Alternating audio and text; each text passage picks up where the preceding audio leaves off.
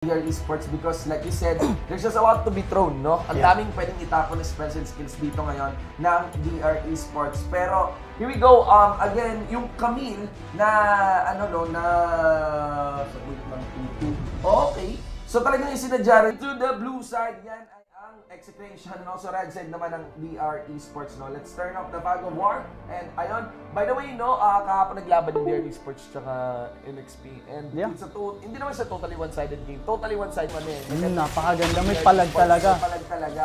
Pero ayun lang eh, nakahanap na naman ulit ng butas yung next play. And that's really actually capitalized and took the game against DR Esports. Yeah, and really surprising din dito yung and interesting yung Ari pick dito ng Execration kasi nakita naman natin sa DR Esports, Ari grabe, sobrang ganda ng charms niya. Sobrang yun yung naging naging setup nila eh. Yeah, bread and butter na kanilang composition, especially on what was shown yesterday against next play, no? So, I think it's totally rewarding para sa side ng Execration na na yung Ari against kay Edap. Kaya naman kakaiba nga ito eh, ngayon ko lang din nakita si Edap na nag-Zed. Yeah, and having the Ari in the composition, it's actually a really good counter to the Zed. Once he uses the death mark, you can just use Charm to chain CC him and damage the Zed, preventing him from completing that combo onto any members. May idea ka kung paano yung prediction sa death mark. Ito ba? Always at the Ito back. always at the back eh. Ganun lang talaga eh. To make it more straight, you walk on one direction. Di ba may technique pa doon? You walk on one direction when you receive the death mark. Tapos, skill at the back. Spawns. Skill at the back. Walk forward, skill at the back. If you crowd control, no? Crowd control at the back. So that's actually one counter for the Zed. Ladies and gentlemen, makikita mo yung mga supports natin. It's gonna be a very, very standard start. No one is actually Okay, there's engage here in the Dragon lane, but they will stop for now. Not much damage coming in for both teams, especially in the duo bot lane. But let's see here, because that's a lot of damage coming in onto the Jhin. It's already at 50% health, forcing them to reset. Yeah, the battle lane actually got hit na 2v1 si OnBR dito. It was an off-cam kill, mga tol. And again, mas curiosity ko bakit pa rin naka-Darius si Oli dito when Camille has always been available. Yeah. And ang layo ng performance niya para sa Camille. It's no surprise na targetin yung Darius dito on the early game. Pero kung makuha niya naman yung momentum niya, it would be nice. Yeah, napakalaki ng effect niya, impact niya on team fights as well because all of them in their composition deals AoE damage, especially for the execution of that Darius, yung ulti niya, sobrang laking tulong yun if everybody goes to execution percent health. Oh, yeah, with the Grabe. kill range eh, no? Kapag tapos na full stack ni Darius yung kanyang passive, di ba? On that part. Yeah, onto the mid lane side, mukhang may team fight yata na nangyayari sa mid lane natin. It is gonna be the Darius once again going down. I think talagang hinahanap nila kung nasan yung Darius, especially that only DR has no flash. Yeah, and shutting down the Darius actually is a really good plan to prevent this Darius from scaling and affecting the other lane, especially in terms of objective control. Since Dragon will spawn in a few seconds, there will be an upcoming team fight here. And speaking of team fighters, already ganked here in the Dragon lane.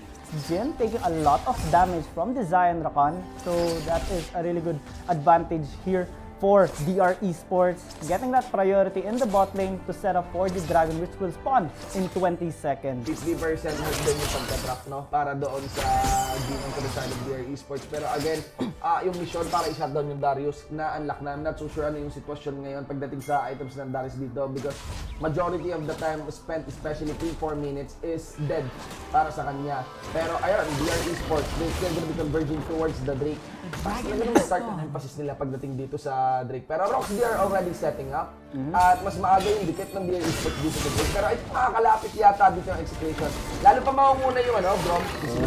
Curtain call being used to zone them out. Glacial Fissure has been used as well. Hectic ultimatum onto 3. They're trying to prevent them from getting the objective. Nice kill here by the Lee Sin, forcing them to lose that objective. But here comes DR Esports, forcing them into the team fight, getting kill already. Onto the Jhin, they're still continuing, but they will disengage after that trade onto the Zed as well. So this is going to be a win by Execration with that 1-for-1 trade plus the Dragon.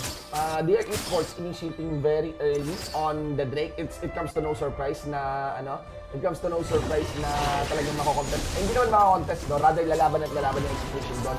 Ang surprise lang sa akin is parang walang plano yung Dear Esports sa obvious na plano ng Execration, of which yun nga tigilan sila na kunin yung Drake. Clear targets yata dito is on the upper side pero nag-split sila. And at the end of the day, yun talaga, merong madaling tigdam yung easy on securing the Drake as well. Yeah, malaki talaga execution damage ng Lee Sin, even though it's a little bit nerfed in terms of missing health damage, but still, the burst damage is still really high, getting that last hit onto that dragon, so that gives them a really good boost in terms of damage, because this is an infernal dragon. Yeah, and remember din gaming no, na ang skill kit ni Lee Sin, yung resonate, execute damage din yun. The lower the health of the target yung tinamaan ng Sonic Wave, mas higher the damage, no? So talagang kung sa last hitting capacity, medyo may kit na mas maganda si Lee Sin, no? Mas mataas yung range of damage na pwede niyang ibuga in an instant on a Drake na tinamaan ng Sonic Wave. Kasi syempre ilalayer na yung smite mo doon. Yeah. Sobrang laki ng burst damage na, a lot more than the Gragas. But let's see what will your Esports do with their kit, because they have a lot of AoE damage they can actually set up for this Rift Herald, which will spawn in a few seconds. They already have the priority over here, but they will look to shove mid lane for now and establish vision over the Baron side the river. But let's see, there might be a contest here. And there's the Herald. Actually, they're setting up for the Herald, pero kitang-kita naman yung Execration. Gusto lang makuha yung vision sa kanila. They did get the Scattler, pero it doesn't matter. The idea here is that magsimula yung DR ng Herald to put them in a very vulnerable spot. So ang gagawin ngayon dito ng Execration, it seems na hindi na basta-basta nagsisimula ng Herald yung DR. They're actually forcing their way towards the mid. Yeah, they're going to force them to group up in this area, but nice response as well by Execration. Pushing mid lane, they won't be able to destroy it. Oh, okay, nice steal here by the Gragas, getting that Rift Herald. So, because of that vision control, especially with that Scuttle Crab boost as well, they managed to respond in this objective quickly. Mali yung spread dito ng Execration. What they did is actually they went for the mid lane. Tapos Scuttle push yun. As in, Scuttle take yun eh. So, bakit walang walang pumunta doon sa may top lane side? Yeah, Matik talaga yun eh. I think they should start trading. They did get the mid lane part. And of course, with the Herald, with the Herald, it should be an easy top lane outer naman para sa BO3 Esports. Yeah, that's a really good boost for their team. They also destroyed the top lane tower as well, and another charge by the Rift Herald here into the tier 2 tower. But good response here, again, by Execration, securing another tower in the Dragon lane.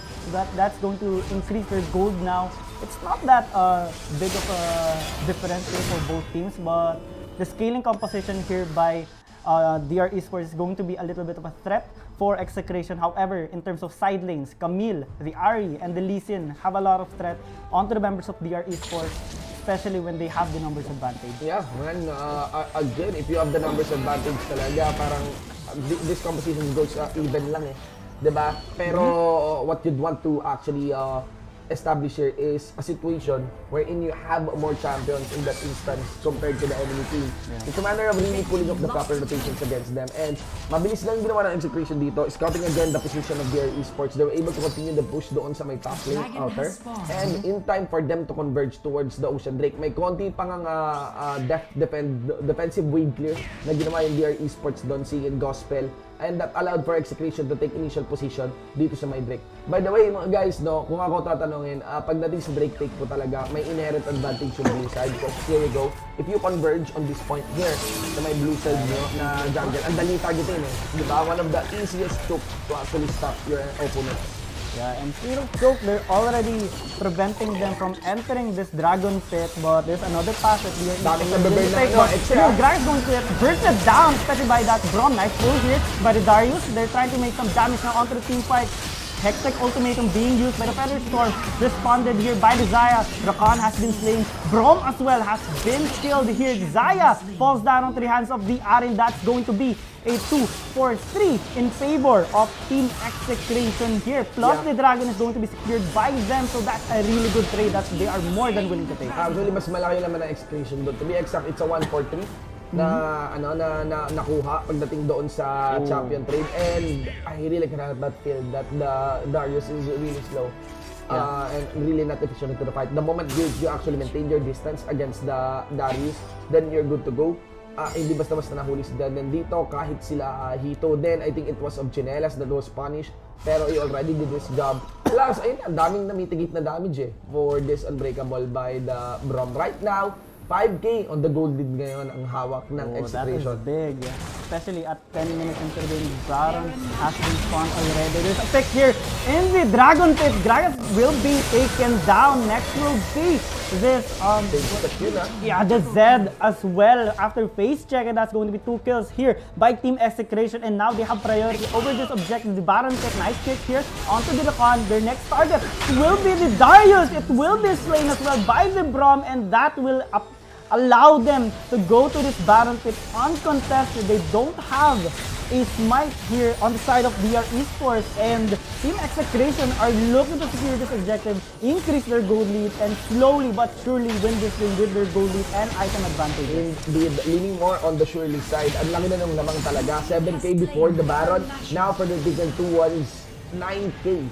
Actually, or around 8K. But still, the thing here is that Execration has the better spread, and it seems that even on the 5v5 scale, lamang sila, mananalo sila. And even on 1v1 skills, even on the 4-1 config, kung saan magkakaroon tayo ng lane na 1-1, if there is something that is needed here for DR, it is gonna be a perfect combo between that mark plus the explosive cast on a high priority target against Execration.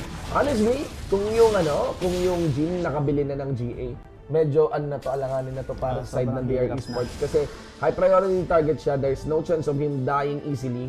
And if he got the GA already, he can be more aggressive, which can further punish BR Esports. And speaking of itemization, they already shut down the Darius a while ago in this early game. However, the itemization here by the Brom with the Bramble Vest, all the more reduces the effectivity of this Darius pick, because in the team fight, Darius will always be able to hit this Brom because of his attacks, his skills, and because of that Bramble Vest, it all the more decreases the healing of that Darius whenever he uses that Q. Yeah, doon sa Decimate, no? So, again, alam naman natin na in-improve yung Decimate yata from way back, no? On the patch, there's a buff on Darius for that part. Pero, really, totally not enough on the mobility, on the hustle.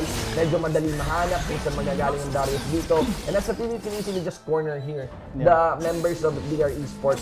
Now, onto the bottom lane, even Tonte here, no? Hinaharapan niya na yung Darius. May hook shot siya, eh. Ang layo nung na-offer na aggression or opportunity to become aggressive nung mobility nung mga champions dito ng Team Execration. Now they pass part of those steps. Already first forcing a team fight here in the Baron lane, securing 2 kills already with that numbers advantage, with the pressure of the Camille in the Dragon lane, and they will look to secure 2 inhibitor towers at once here at 12 to 13 minutes in the game, 11 to 2 on the scoreboard, and they only need to push the only remaining inhibitor tower here on the side of BR Esports, and they will look to establish a team fight here. Hextech Ultimatum, the Rakan will be killed as well, forcing the flash onto the Darius, shoving them into their Nexus, and the only objective remaining here on the side of Execration is the Dragon before they go for the final push.